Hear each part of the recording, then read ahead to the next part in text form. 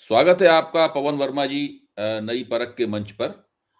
हम लोग पहली बार नई परख के मंच पर मिल रहे हैं, इसलिए हालाँकि आपका परिचय देने की कोई आवश्यकता नहीं है, फिर भी नई परख के दर्शकों के लिए एक बार तो कम से कम पहली बार आपका परिचय देना बनता है। तो दोस्तों, आज हम लोग खुशनसीब हैं कि हमारे साथ नई परख के मंच पर पवन वर्मा हैं, जो भारत विख्यात विद्वान हैं, राज्यसभा के पूर्व सदस्य हैं और अ, विदेश सेवा के वरिष्ठ अधिकारी रह चुके हैं। देश की, विदेश की के राजनीतिक घटनाक्रम पर हमेशा उनकी निगाहें रहती हैं और मैं समझता हूँ कि इस देश में इतने विविध विषयों के ऊपर इतनी विद्वत्तापूर्ण किताबें लिखने वाले लेखक विरले ही हैं। मेरी निगाह में पवन वर्मा जी की यही सबसे बड़ी अहमियत है। बहरहाल आज हम लोग मुख्य तौर पर बांग्लादेश की समस्याओं पर चर्चा करेंगे, जिसकी वजह से सारे देश में बेचैनी है। पवन जी, कल हम लोगों को खबर मिली कि बांग्लादेश में एक और हिंदू की हत्या कर दी गई पीट-पीट कर। आज विदेश सेवा के अधिकारी रणधीर जायसवाल ने उसका विरोध किया और उस पे अफ़सोस जताया। विश्व हिंदू परिषद, बजरंग दल और भारतीय जनता पार्टी के लोग सड़कों पर उसके खिलाफ प्रदर्शन कर रहे हैं। ये समझ में नहीं आता कि प्रदर्शन किसके खिलाफ कर रहे हैं वो? वो प्रदर्शन अपनी सरकार से माँग करने के लिए कर रहे हैं, सरकार तो उन्हीं की है। अगर बांग्लादेश की सरकार के खिलाफ प्रदर्शन कर रहे हैं, तो भारत में प्रदर्शन करने का उसका कोई मतलब नहीं है। क्योंकि भारत में अल्पसंख्यक हिंदुओं की सुरक्षा की जिम्मेदारी जितनी बांग्लादेश की सरकार की है, उतनी जिम्मेदारी भारत सरकार की भी है। बांग्लादेश, जो इंदिरा गांधी के ज़माने में भारत के प्रयत्नों से बना और आज भी बांग्लादेश में जिस विदेशी नेता का सबसे ज़्यादा सम्मान होता है, वो इंदिरा गांधी है। तो आखिरकार भारतीय विदेश नीति बांग्लादेश के संदर्भ में इस मुकाम पर कैसे पहुंची? बहुत-बहुत धन्यवाद अभय जी। और पहले तो मैं नई परख के लिए आपको बधाई देना चाहता हूँ। मैं चाहता हूँ कि आपके जैसे लोग जब लोग चर्चा करें किसी भी विषय पर तो इसके देखने वाले बहुत होंगे। जी, मुझे बुलाने के लिए बहुत-बहुत शुक्रिया।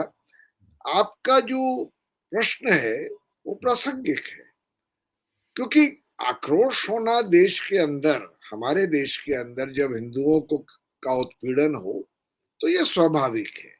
पर जो आपने सवाल पूछा है वो प्रदर्शन आखिरकार किसके खिलाफ कर रहे हैं? एक तो बांग्लादेश सरकार को, जो जिस तरह की भी सरकार अब है वहां पर, उस तक ये संदेश पहुंचाना कि ये जो हो रहा है अल्पसंख्यकों के साथ, खास तरह से जो हिंदू समुदाय है, वो गलत है।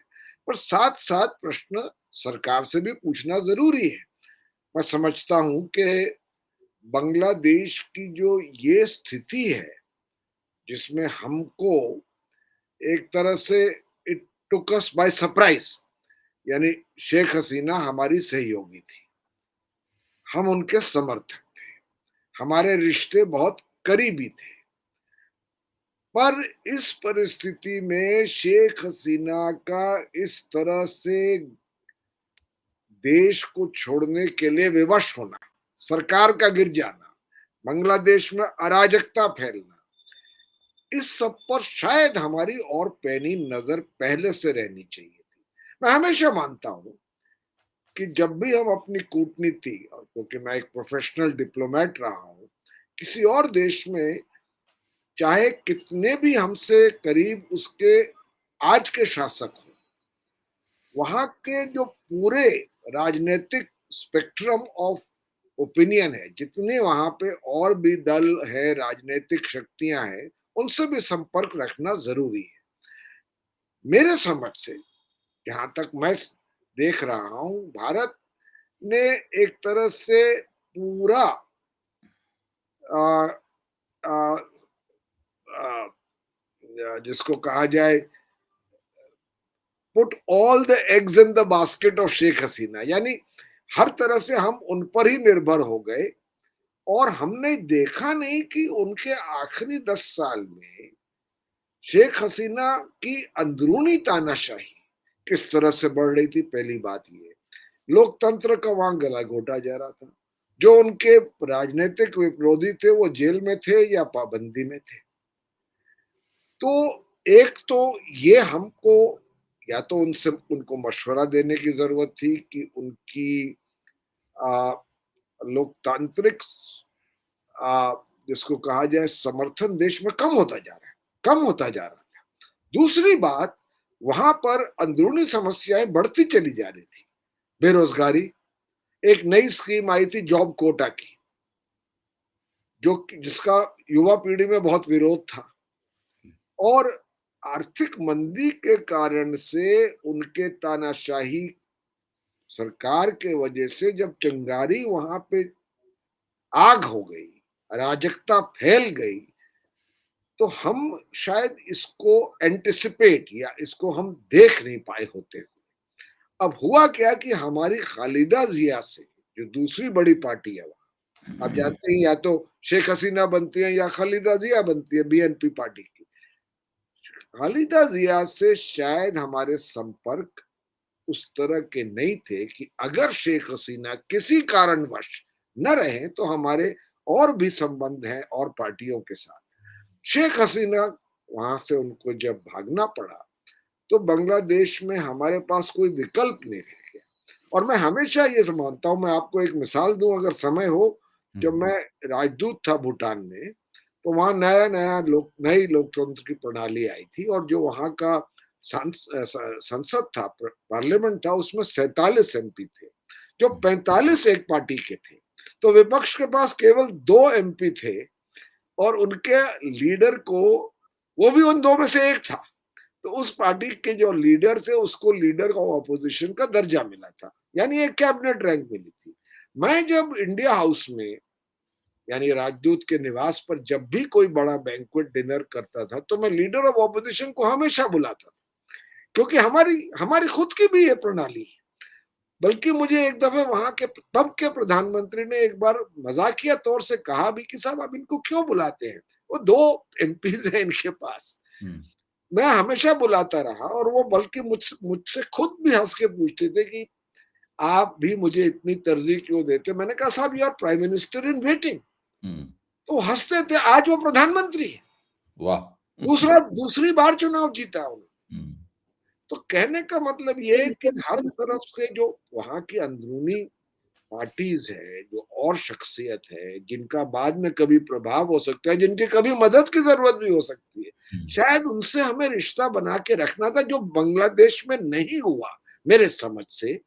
और इसलिए अब हमारे पास वो जो मनूवरेबिलिटी का शब्द है ना, जो रणनीतिक एक हमारे पास विकल्प है, वो कम रह गए। आपकी बात से बिल्कुल स्पष्ट होता है कि भारतीय विदेश नीति की सबसे बड़ी विफलता ये रही कि उसने सारे अंडे शेख हसीना की टोकरी में ही रख दिए, और बांग्लादेश की दूसरी राजनीतिक शक्तियों से उन्होंने कोई संबंध नहीं रखा। उनसे उनका पूरी तरीके से अलगाव हो गया। ना ही ये लोग ये देख पाने में समर्थ रहे कि शेख हसीना के खिलाफ कितना गुस्सा पनपता जा रहा है। और जब उनके खिलाफ विद्रोह हुआ, हालांकि वहां पर भारतीय खुफिया एजेंसियां बड़े पैमाने पर ढाका में मौजूद थीं, उन्होंने ना भारत सरकार को खबर दी, ना शेख हसीना को सतर्क किया, और उनके पैरों के तले की जमीन खिसक गई। वो सत्ता से उन्हें वहां से भागना पड़ा। अब प्रश्न ये है कि ये सब हो गया, चलिए यहां तक तो भारत सरकार की विदेश नीति ने बड़ी गलती की।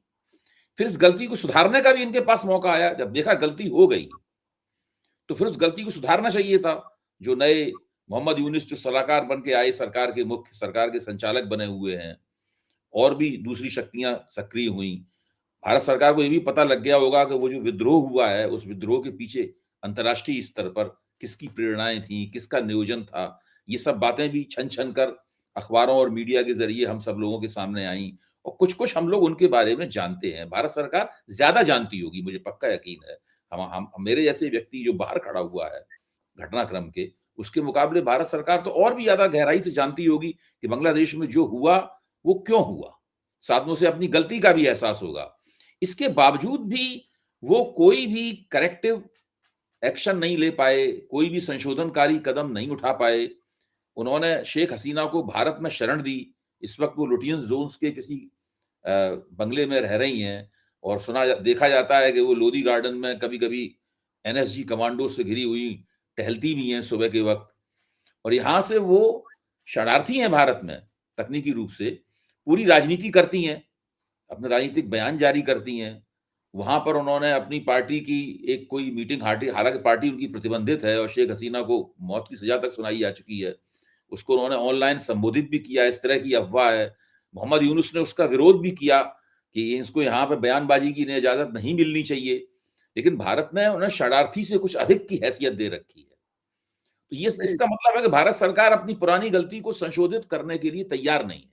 मैं 3 बातें कहना चाहूँगा जी। अभय जी इस पे। हुँ, पहले तो एक और चूक हमसे शायद हुई, हुँ, हम तो बाहर से देख रहे हैं, पर देखिए इस दौरान जब शेख हसीना की लोकप्रियता घटती चली जा रही थी, असंतोष बढ़ रहा था, तो इसमें खास तौर से पाकिस्तान से जो वहाँ के अतिवादी शक्तियाँ हैं, जमात-ए-इस्लामी और बीएनपी पार्टी खालिदा जिया की भी पार्टी, और भी कुछ तत्व हैं जो भारत विरोधी तत्व थे, उनको बड़े पैमाने पर मदद पाकिस्तान से खुफिया तरीके से मिल रही थी।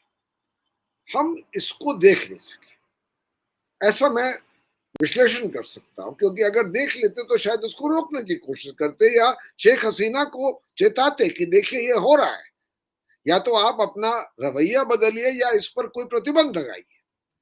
अब इसमें पाकिस्तान का हस्तक्षेप बांग्लादेश में क्राइसिस के पहले और उसके बाद बहुत साफ दिख रहा है।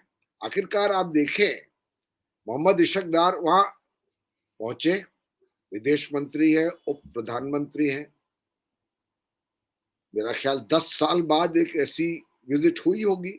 हुँ, फॉरेन सेक्रेटरी टॉक्स शुरू हो गए, 15 साल तक रद्द थे, और हर तरह से पाकिस्तान ये कोशिश कर रहा है कि वहां पर भारत विरोधी जो तत्व हैं वो और सशक्त हो, और चीन को एक तरह से बांग्लादेश में आने का रास्ता और साफ हो। हुँ, तो इस पर भी हमें नजर रखनी चाहिए। हुँ, अब जहां तक संशोधन का का सवाल है, देखिए कभी कभी जब गलती हो जाए तो एक चाणक्य की नीति ये है, साम दाम दंड भेद तो हम जानते हैं, पर उसका पांचवा भी एक उपाय था, उसका नाम था आसना। हुँ, यानी जो नरसिम्हा राव ने परफेक्ट की थी, हुँ, कुछ न करने की नीति, हुँ, कुछ देर देखने। एक तो शायद हमने पाकिस्तान का जो हस्तक्षेप था, बड़े साफ तौर पर दिख रहा था, हुँ, उसको हमने शायद पूरी तरह से पहचाना नहीं। हुँ, अगर पहचाना तो उसके खिलाफ कोई काउंटर एक्शन नहीं लिया, शेख हसीना को उसके बारे में पूरी तरह से अवगत करके उसको रोकने का प्रयास नहीं हुआ। और अब यह हालत है कि पाकिस्तान खुले तौर पर बांग्लादेश के करीब आ चुका है।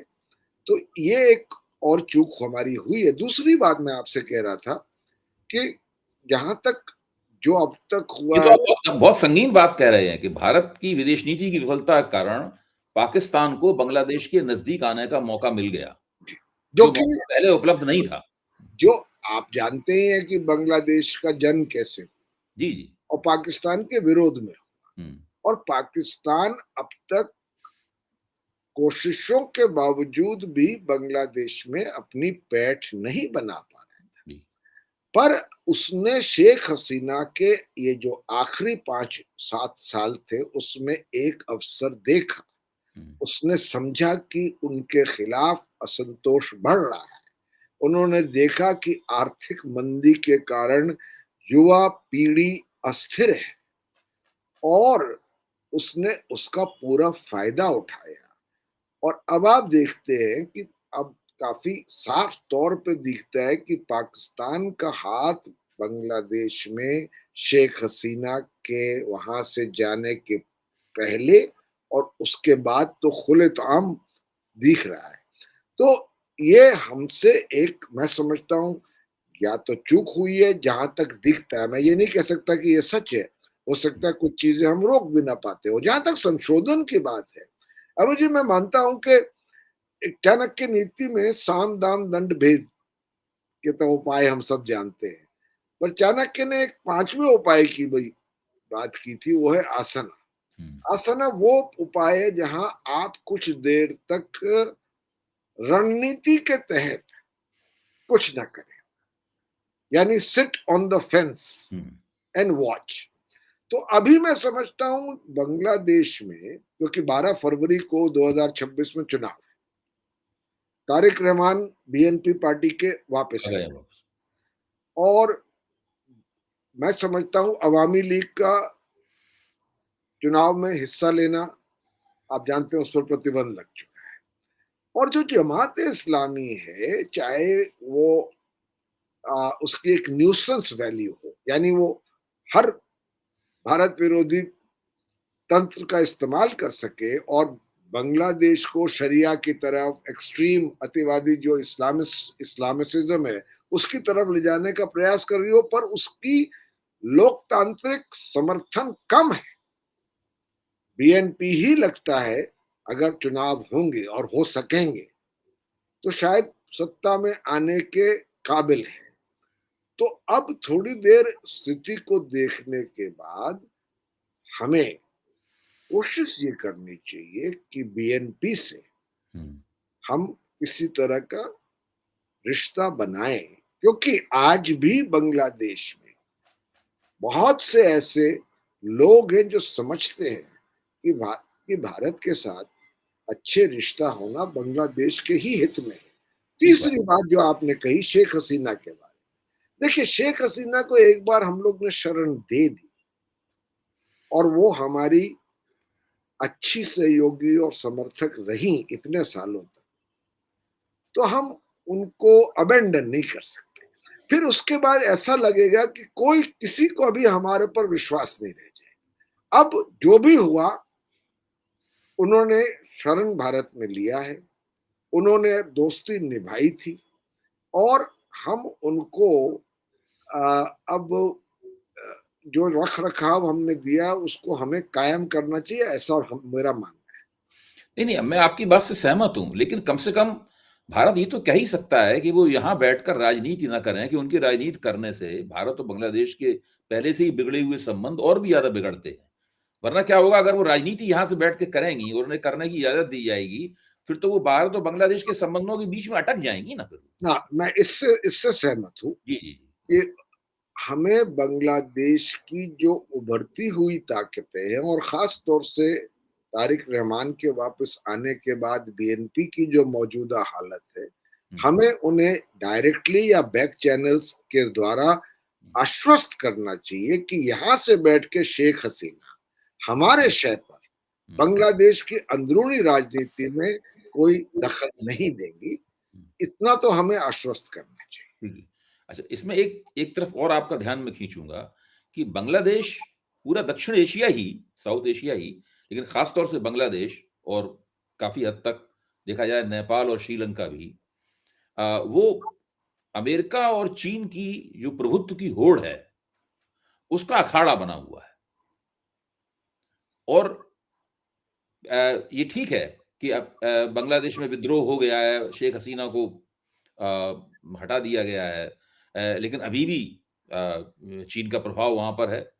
श्रीलंका में भी चीन का प्रभाव है, नेपाल पर भी चीन का प्रभाव है, साथ में अमेरिका भी मौजूद है जो चीन से वैसे तो हर तरह से ट्रेड पैक्ट कर रहा है और दूसरे कर रहा है, लेकिन साथ में उसके साथ होड़ में भी अभी पेंटागन ने जो रिपोर्ट जारी की है वो दरअसल चीन की जो डिजाइन हैं, जो फौजी डिजाइन है, उनके प्रति चेतावनी देती है, भारत को भी चेतावनी देती है। तो ऐसी परिस्थिति में भारतीय विदेश नीति को किस तरह चलना चाहिए, क्योंकि ये तो बहुत जटिल परिस्थिति है ना भारतीय विदेश नीति के लिए, और अभी अगर चूक गए तो उसके दूरगामी परिणाम होंगे।